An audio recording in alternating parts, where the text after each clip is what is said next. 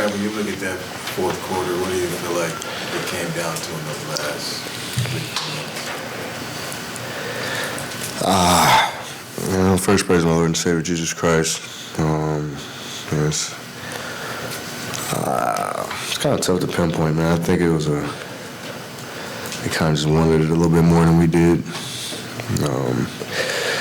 They played with a sense of disparity, not in a negative way, but they really wanted to get the win tonight and get their, kind of turn their season around, and we had a chance to really kind of setting ourselves up for, staying out of the play-in with a win. But, CJ came out firing, and I think that was tough on us in the beginning. And obviously we allowed Zion to kind of get rolling at the end and attacking the basket. And I think we just didn't make shots either down the stretch, too. That kind of just hurt us. But it was a good game. It was a good competitive game. Hats off to them. They competed, but we didn't have that same, fight to want to win that they did. Looking at that stretch where I think it was a 10-0 run by yourself, coach has been saying that, talk to me about maybe still looking at the basket. You want to do the other things, but still looking at the basket. How much was that a part of that stretch?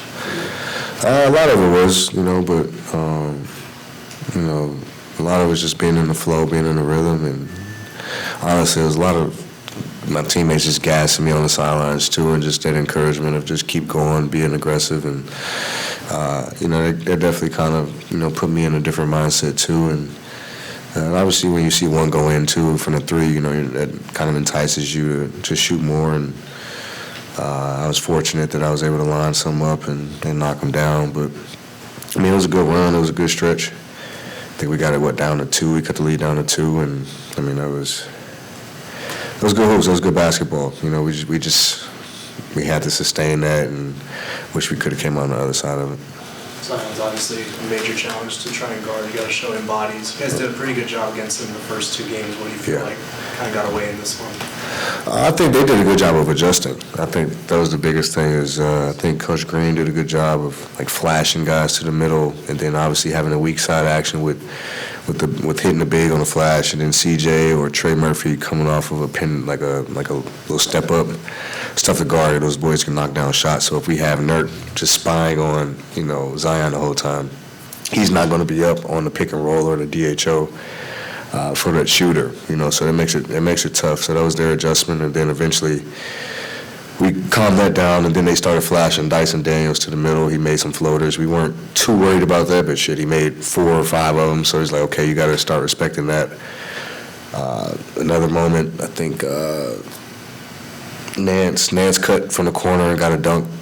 I think in the second half, or first second half like that when we spied on them. So they did a good job of just adjusting, and then eventually, I think our bigs were like, shit, we're not going to keep getting beat, so they stayed back, and we can't catch him at the restrictor. There's nothing that, he's going to just jump, and he's at the hoop already. So I think they just did a good job of adjusting.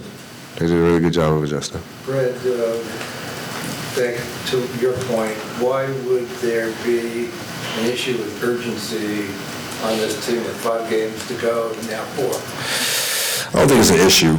I think why it wasn't there, I don't know. I think we were energetic enough to win the game. I think we were there. But they definitely, you can see they had a little bit more fight. Like, they obviously lost with their last 4, so they were hungry for a win.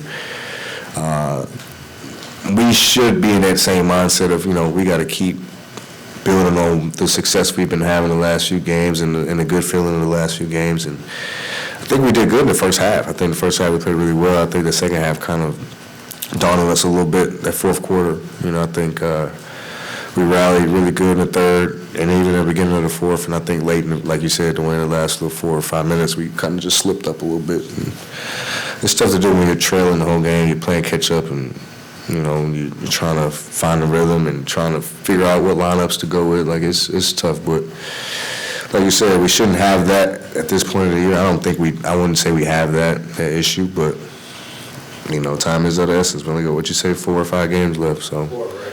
Yep. So you'll see. We'll have it. We'll have it. Brad, with how prolific of a passer you've been all season, what did it mean for you to open up the scoring tonight? That I can do it. I know. I mean, it doesn't. I don't feel good about it because we lost. This is some I can care less about how many I scored in the L.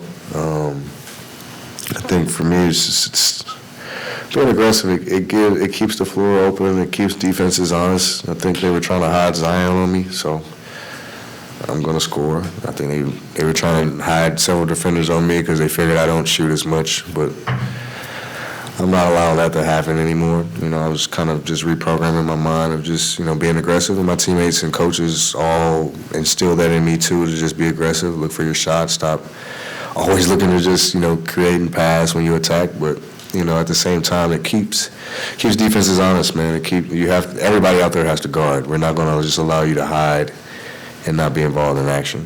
Brad, when it comes to, you talk about the plan, when it comes to playing with that pressure, what is it like just kind of having that with you guys, and how do you feel like you're doing with, kind of all that expectation and stuff? Well, I've been a part of the plan before in my career.